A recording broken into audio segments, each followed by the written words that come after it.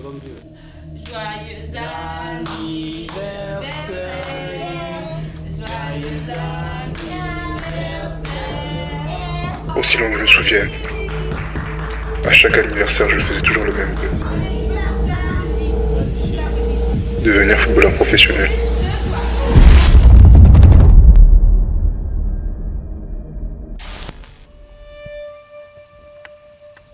Je me remémore tous ces moments étant jeune, où je jouais au football et il n'y avait aucune pression.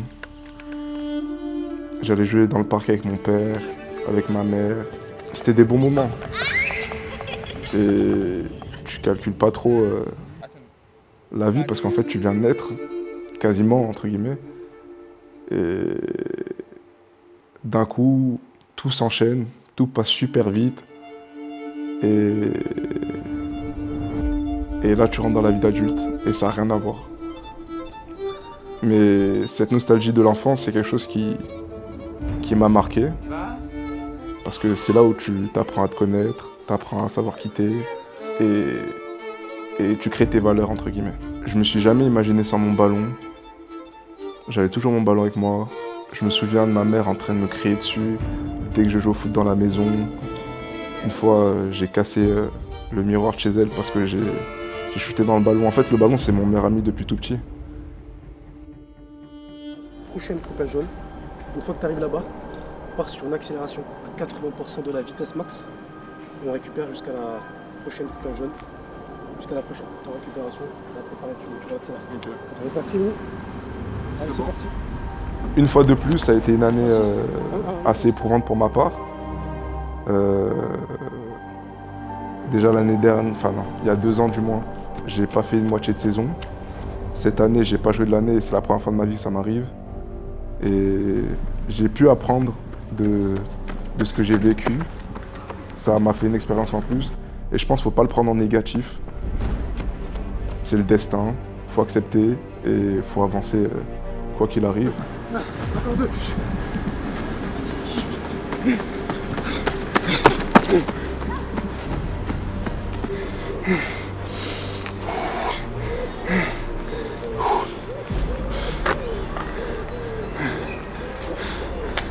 Sur 10. Prends un chaud là, t'as combien? Sur la fatigue? 6. 6? Ouais. En plus? 6. 6, on est bien? Ouais. Super, on est bien. Ouais, commence.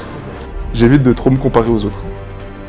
Parce que je sais que la comparaison, c'est ce qui me tue à petit feu. Quand tu vois pour toi, ça marche pas, et que certains, dans leur coin, tu vois qu'ils avancent, qu'ils signent dans de nouveaux clubs, que tout se passe pour le mieux, bah, ça te met un petit coup au mental, et tu te dis pourquoi pas moi? Pourquoi moi j'arrive pas à avancer? Pourquoi j'arrive pas à rester? Enfin, à avoir ce que je souhaite, ce que je rêve depuis. Mais j'ai compris un truc, c'est que la comparaison, c'est ce qui enlève la joie. Et je veux pas rentrer dans ça, parce que en tant qu'être humain, je me dois d'avoir la joie de vivre et d'être reconnaissant d'être en bonne santé et de pouvoir faire ce que j'aime, surtout. Au moins ça va. Ça commence à taper, mais je sais qu'après la deuxième là, je vais le sentir de fou. Travail d'appui et changement de direction, plus vitesse.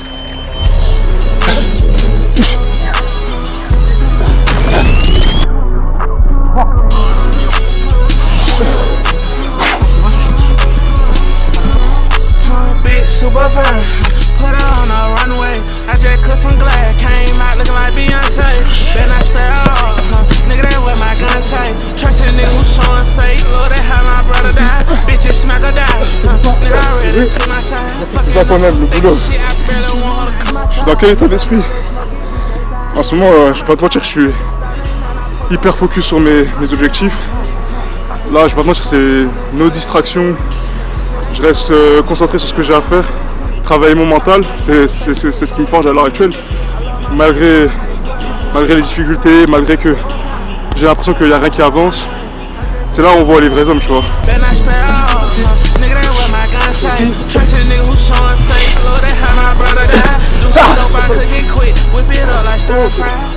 Quatrième.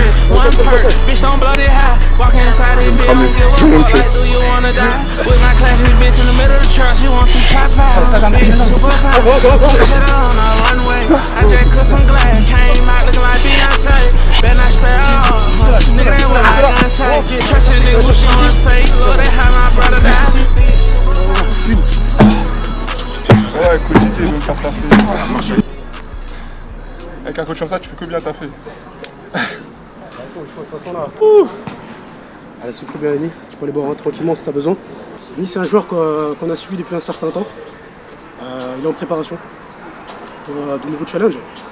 Je le sens plutôt déterminé sur cette fin de prépa pour lui. Ambitieux aussi, hein, c'est vraiment un joueur qui a vraiment de l'ambition et on espère qu'il ira loin. Il est bien hein, physiquement, hein. De toute façon c'est un joueur qui a tout le temps été bien physiquement. Là c'est très difficile, hein, c'est une séquençable. Il y a pas mal de répétitions, de travail d'appui, de reprise d'appui, de course aussi. Mais il répond présent, de toute façon je ne m'inquiète pas du tout sur ça. Il a tout le temps répondu présent, que ce soit physiquement et même mentalement. Les gens n'ont pas conscience du travail fourni en amont par tous les sportifs en général, je parle pas que des footballeurs. Je parle de ceux qui travaillent pour la réussite personnelle. Et moi, je sais que je fais partie de cette catégorie de gens qui se battent pour leurs rêves. Et ça demande tellement d'efforts, de sacrifices et de volonté, de discipline. En fait, c'est un mélange de tout parce qu'en fait, je dirais pas que c'est une pression, mais c'est une pression envers soi-même. Et je sais qu'il y en a, bon moi j'ai de la chance, moi il n'y a personne qui me met la pression à côté, donc je me mets ma pression moi-même, mais je me mets ma pression moi-même pour pouvoir avancer parce que je sais mes qualités et je sais ce que je suis capable de faire. Il y a des gens qui ont de la pression vis-à-vis de la famille et des gens qui l'entourent parce qu'ils ont misé sur eux. Moi je suis pas dans cette pression-là, mais je sais que tous les sacrifices faits, les choses mises en place pour pouvoir avancer, c'est pas quelque chose d'anodin en fait pour un être humain. Comme toute personne qui ont des objectifs, on est obligé de se mettre cette éthique de travail en fait. Moi à l'heure actuelle c'est ce qui me définit le plus dans ma vie. Parce que je dirais pour le foot je travaille depuis que je suis tout petit en vrai. Quotidiennement je bois foot, je mange foot, je dors foot. Mais ça veut pas dire que demain ça va fonctionner. Et ça faut que je l'accepte déjà de 1. Et de 2, c'est pas une fin en soi si demain ça fonctionne pas.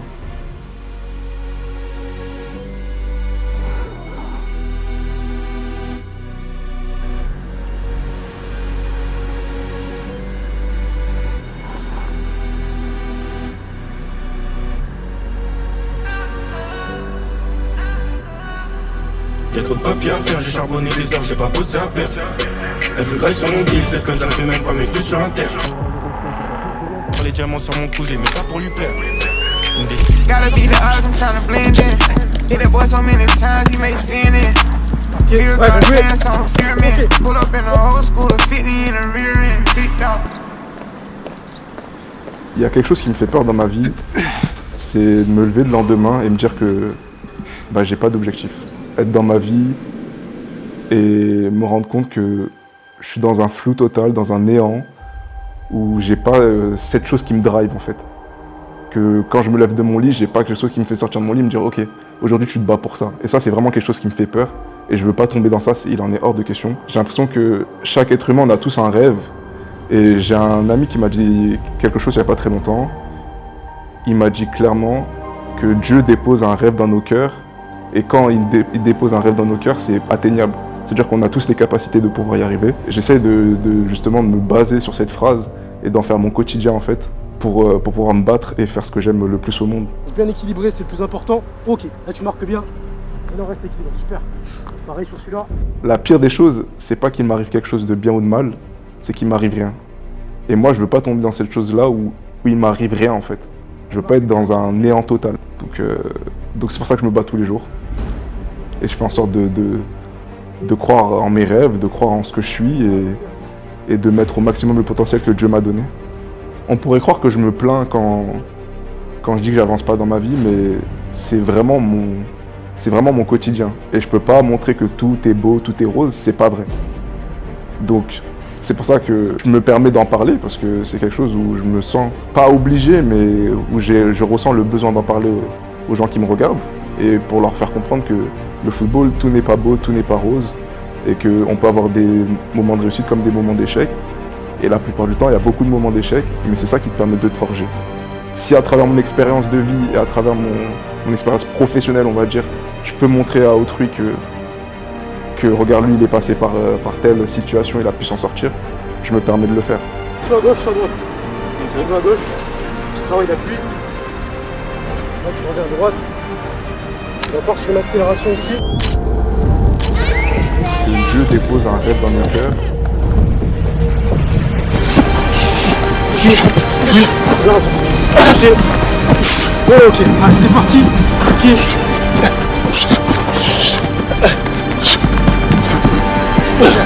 Sans jeu.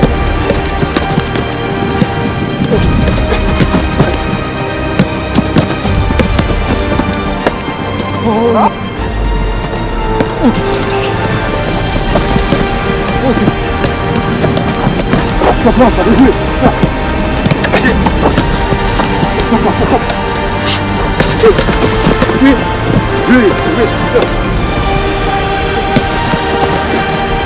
Si tu meurs, tout le monde s'en foutra de ta fille, quoi qu'il arrive. Donc, pourquoi je vais me baser par rapport à ce que les gens ils disent ou par rapport à ce que les gens ils pensent de moi, alors que, en soi, la seule chose que j'ai à prouver, c'est à moi-même. Et ça passe justement par l'épanouissement et le fait d'être libre dans ce qu'on aime faire. Allez, recherche.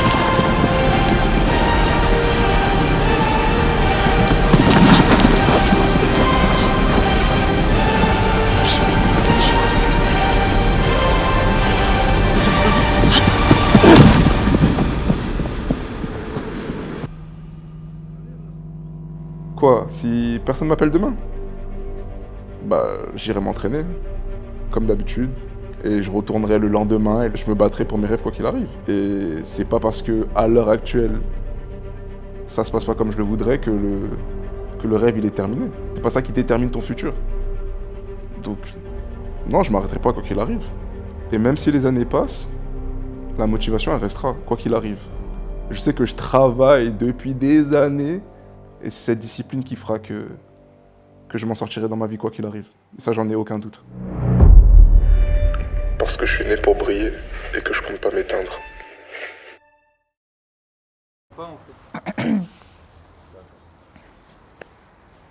Lini, arrête avec ton truc. Ferme-lui la porte, s'il te plaît, Arnaud. Ferme la porte sous le nez de Lini. Il me fatigue. Les premiers pas qu'il a fait dans sa vie, le premier pas, c'était pour aller chercher un ballon de foot. C'est-à-dire qu'il y a un ballon qui est tombé devant lui, il était assis par terre, il s'est mis debout, il est allé chercher le ballon. Donc ça a été son premier pas. Honnêtement, on était tous surpris parce qu'on ne s'attendait pas à ce qu'il se lève à 1 an pour aller chercher un ballon. Mais bon, ça a été son premier pas. Ensuite, il était fasciné par les jeunes qui jouaient au ballon. À l'école, dans la cour de récré, la directrice l'appelait Ronaldo parce qu'en fait, il était tout seul avec son ballon, il semait tout le monde et personne n'arrivait à le rattraper. Donc déjà là, il était omnibulé par le ballon. Il n'attendait qu'une chose, c'était la récré. Pas forcément la classe, mais la récré. Donc je pense que la passion, elle est née avec lui. Et il a évolué d'autant plus avec son père qui jouait au foot. Et qui passait tous ses week-ends en tournoi. Et lui, il avait quand même ce jeu avec son père autour du ballon, même dans la maison, ce qui avait l'art et la manière de m'énerver ce ballon de foot dans ma maison. Mais enfin, c'était leur truc. Donc je pense que ça vient un peu de son papa. Je ne sais pas trop comment ça fonctionne dans sa tête, mais il nourrit des envies, des rêves. Il concrétise un peu ses rêves par étapes, peut-être. Je ne sais pas trop comment il se débrouille dans sa petite tête. Mais en même temps, moi, je ne suis pas quelqu'un qui casse les rêves des enfants ou des adultes. Je me dis, il faut vivre sa vie. Il ne faut pas avoir de regrets. Donc, il a pris le parti d'aller pour le foot. Donc, il est allé jusqu'au bout. Et je n'étais pas prête non plus à le faire revenir sur terre en disant écoute, il faut vraiment que tu fasses autre chose, que ça ne marche pas. Pour moi, il fallait qu'il aille chercher ce qu'il veut chercher, jusqu'où il veut aller le chercher. Et s'il va revenir, il revient de lui-même. Mais je n'ai pas le droit de lui dire de faire ci ou faire ça. Et puis de toute façon, il avait 18 ans, c'est un adulte, donc c'était ses choix. Et pour moi, le mieux pour les parents, c'est de le soutenir, pas de pas de le freiner en fait. Donc à partir du moment où il se prépare mentalement pour ça, je pense qu'il avait besoin d'aide psychologique aussi pour faire face aux difficultés des clubs, parce que les clubs, c'est pas toujours facile. C'est très très compliqué de s'intégrer dans un club, de, de composer avec des coachs, des entraîneurs, des directeurs sportifs. Ça a été très compliqué le monde du foot. Pour lui, il connaissait pas grand-chose. Il est allé chercher des agents, se renseigner. Il a fait son expérience en fait. Et bon, moi, je n'y connais rien. Je ne connais rien au monde du foot, donc je l'ai accompagné tout simplement en lui tenant la main sans pouvoir donner de conseils réellement, parce que en réalité, c'est un monde complètement à part, pour moi en tout cas. Et il a fait sa place, il a fait son trou, et je lui souhaite que le meilleur, en tout cas dans la voie qu'il a choisie. Je suis juste fière. Merci beaucoup, c'est super.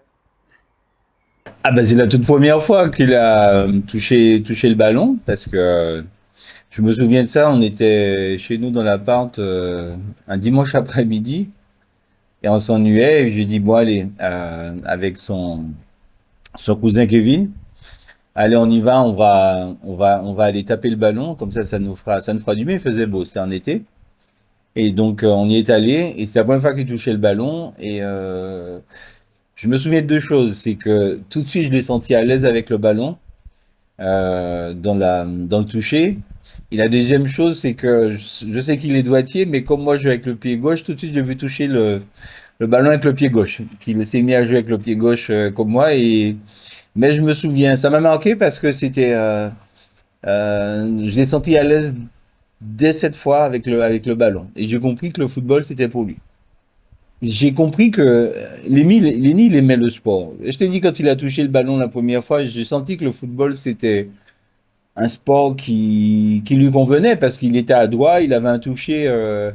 Tout de suite, il a été à l'aise avec le ballon, d'une part. Et moi, j'ai compris que ça allait jouer une grande place dans sa vie, parce que quand je regardais les matchs de foot et quand je voyais comment il était, il voulait absolument regarder avec moi, comment il était emballé, et il m'a demandé de lui acheter des livres de foot, etc.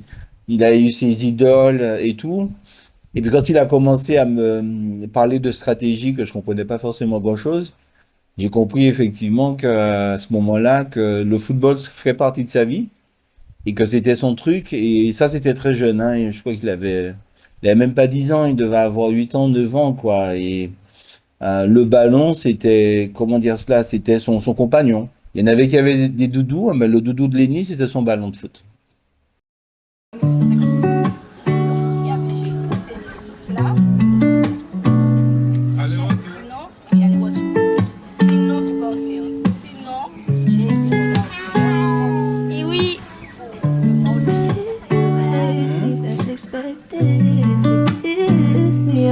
Take it back. I can't take it back. They want to put you alive. What you do for me, I don't question it. I don't question it. And it's 'cause I'm guilty of my errors. Like it's whatever your good time. Yo, ça va? Ça va, papa?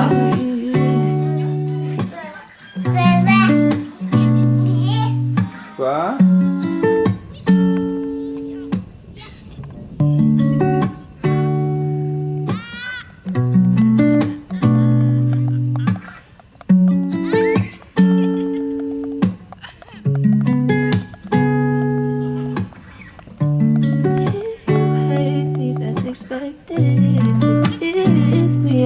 Take it back. I can't take it back.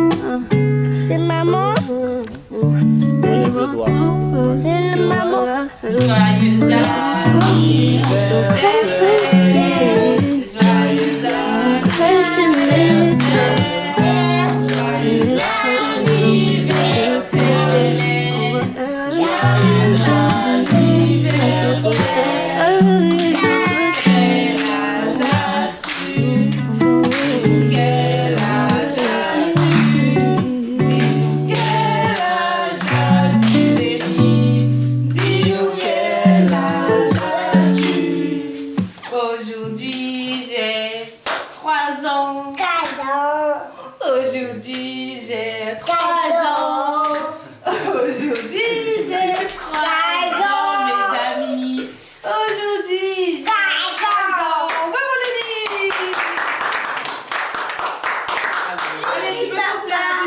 Vas-y, Souffle la chérie. bougie. Souffle. Allez, sauf. 1, 2, 3. Fou. Ouais. Bravo, Lenny. T'es un gros garçon, dis donc. Oui, oui. Ah, mais t'as vu le gâteau? C'est le gâteau de Lenny. Et papa, alors, Et lui, doucement. il est où le cadeau de Lenny alors? Le cadeau. Non, ça c'est...